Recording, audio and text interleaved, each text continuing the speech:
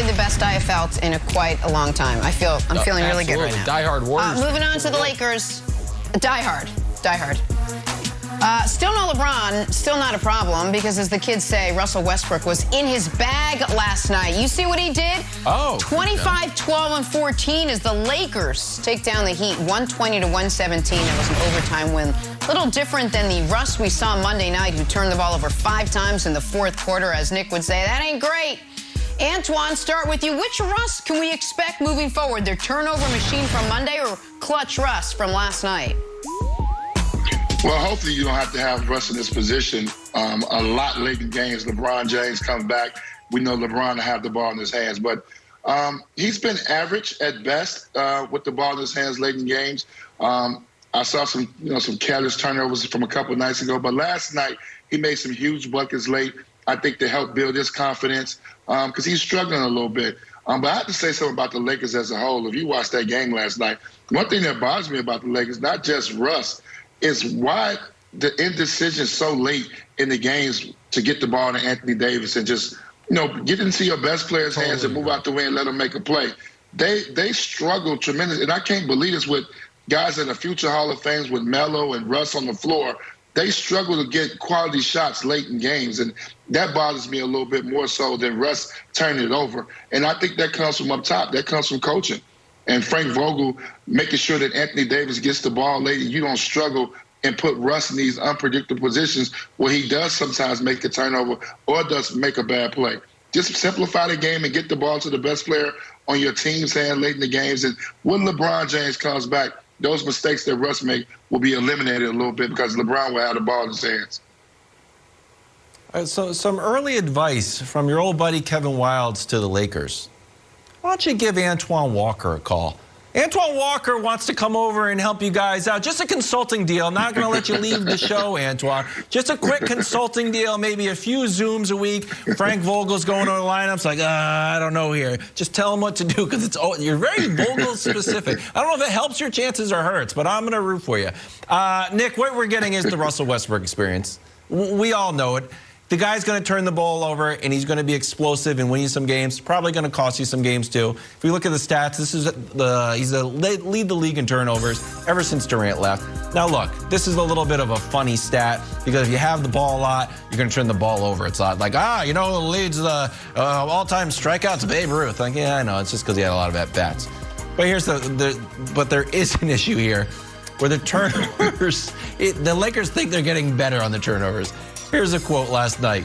Cue the Curb Your Enthusiasm trombone after this one. AD on Westbrook. Hey, we had a conversation about what he wants to see from us so we can help him cut down the turnovers. We talked about it and it showed tonight. AD glances at box score. I say that, and he had 8. But at least it wasn't, he had a triple-double, not a quadruple-double. The turnover, including this one, Nicholas. You would think that AD would remember. This is one of the weird decision-makings, not just like a... So, look, the guy won the game, also bounced the ball up AD. I didn't know he had the reaction. Yeah. So, look, we're getting a little bit of the Russell Westbrook experience here. He's going to win you some games. He's going to be a fun guy to root for. He's going to bring a level of intensity to the game. Also, occasionally, bounce the ball off your head. So, you take the good, you take the bad. Correct. And so, let me go with the good and the bad quickly here. This is a great win for the Lakers. They're down 9 in the fourth quarter against a really good team with no LeBron, and they win. Down 9 late in the fourth quarter. But on coaching, for the second straight game, the Lakers have the last shot in a tie game. And they draw up, or they end up with a three-pointer from a bad three-point shooter. 2 nights ago, it was Anthony Davis. Last night, it was Russell Westbrook. The game's tied, buddy. What are we doing? You need 1 point, not 3. You're not trying to cover a spread here, fellas. It wouldn't even have mattered. Like, what are we doing? So that's not great, and that is coaching. And they got away with both these games in overtime despite this, right? But let me defend Russ on 2 fronts. The first one is the time it's going to take for him to develop chemistry with Anthony Davis, probably longer than people expect. It's not just that Anthony Davis and Russ are a new combo. Think back to all the time you've watched Russell Westbrook in your career. Who's the best big man he's ever played with? The answer to that question is young Steven Adams. That's it. Yeah. It's like Kendrick Perkins, Nick Collison. The Rockets traded Capella away. The Wizards didn't have one. Enes Kanter, young, there isn't a guy. He's never played with a quality big. So that's going to take time for him to learn that. The other thing I will defend Russ on, I know there is still folks that are like, Lakers should have traded for Buddy Hield. They had the Buddy Hield trade. You should have traded for Buddy Hield. Maybe if Buddy Hield's on this team instead of Russ, you lose this game. Now, one could argue, yeah, but you're better positioned for the playoffs. But here is the factor, and this is what makes the Lakers so complicated. When building the roster this offseason, Jenna, they had to build with two things in mind. How can we win 4 series in the postseason? And how can we win games in the regular season that we let LeBron sit out? They got Russ, who will help them for the latter, but not so much for the former, but maybe he will. But in the meantime, you got to find a way to win these games because LeBron's going to miss a bunch of time this year. He's in year 19 at 60,000 minutes. He needs to be fresh for the playoffs. So Russ wasn't perfect last night. He had a couple big jump shots late to help force overtime. But he will get better as the year goes on. And that's a win they wouldn't have gotten if they didn't have him last night. And it's against a really good Heat team. So, yeah, there's going to be a lot of bad, a lot of good, and we'll see how it shakes out. Also, last point, Wayne Ellington, more Wayne Ellington. I've wanted him on a LeBron James team for 6 years. He finally is. LeBron's been out since he's been back. Wayne Ellington. I'm pleasantly surprised. I had no idea that they would be in the position that they're in right now, jump out to a 10-1 start. They've done a terrific job of taking care of the schedule. They've had a home-friendly schedule to start the season off and jumped out to a big lead so far. But you got to really be surprised because their player development and Steve Kerr, the Golden State Warriors have been unbelievable as far as developing these guys and putting them into this system where they can flourish in. When you think about Jordan Poole, Gary Payton II, Andrew Wiggins, the improvement that he's made from now to last year, and people were so hard on him, it's been unbelievable, and Steph is at the top of his game. But I'm totally surprised. This team reminds me of the team that won 3 championships with the way they play. Obviously, the personnel is a bit different, but when you think about the 30 assists a game, the 3-point shooting, being able to space the floor, the togetherness, scoring the basketball, you think about 4 guys averaging double figures, then you throw in another 4 or 5 guys that's averaging at least 7 points a game. Golden State is in a great position, and what's surprising, they're going to get better. When Clay and Wiseman come back, so that's what makes this run. They're going to make a really deep run in the Western Conference. So I want to temper it just a bit because it is true they've had a soft schedule, Sacramento, New Orleans, OKC twice, Houston. And there's some of these, Bielitsa, Porter, Lee are all shooting way above their career averages. Now, they will shoot better than their career averages because of the gravity of Steph, but that'll come down a bit. But as the schedule gets tougher and those averages regress to the mean, they'll add Klay Thompson. So they'll be fine.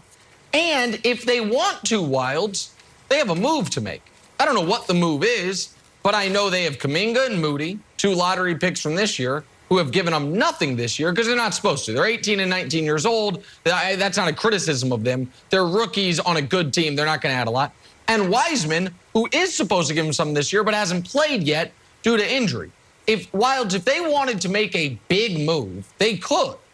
And they are going to get a big move in the addition of Klay Thompson. The reason I'm so shocked by this is because the conversation surrounding the Warriors last year was, is Steph going to waste the rest of his prime in Oakland or in San Francisco now? Because the argument last year was the Bay Area, general Bay Area. You know what I mean? Sacramento's not too far away either. They have their own team, though. Doesn't matter. Point is this. Steph almost won MVP last year, and that was good enough to miss the playoffs. So the question was, even when Klay comes back, they can be a second-round team. And that. No, they right now have to be a huge favorite to be in the conference finals at least. And so I'm shocked. Oh, yeah. Unlike Jenna, I didn't see this coming. I thought Steph would be good. We knew they'd be high IQ. but Draymond has atrophied somewhat. Iggy's atrophied somewhat. You're going to have to wait on Clay. I thought they'd be, 45-37. Not 10-1. By the way, this is the third time in Steph's career they started a season either 10-1 or 11-0. It's pretty unbelievable. So, yeah, I'm shocked by it. So I'm going to put you on the spot real quick when you talked about packaging those guys up and some picks up. Do you have a target on the horizon? I don't know how the money works, but I'm going to put you on the spot because I know that you're the human calculator of the salary cap. We talked about Kevin Love getting a buyout and end up at the Lakers. Do you see anything on the horizon like, oh, this would be an interesting person to end up in the Bay Area? But listen, I think eventually they will trade those pieces, but maybe not this year. So I think you got to keep your powder dry unless you can get an all-star. So the obvious answer to your question, Wilds, is Bradley Beal. So how would that work? Wiseman actually makes a ton of money for a rookie because he was a top 3 pick. Wiseman plus those picks, you'd have to add another salary there to make it work. But with the Wizards playing so well with the former Lakers, I don't know that they're going to make that move. So I'm not saying the Warriors are going to make the move this year. I'm saying if they wanted to, they could make that move. And I don't know that Daryl would do it, but,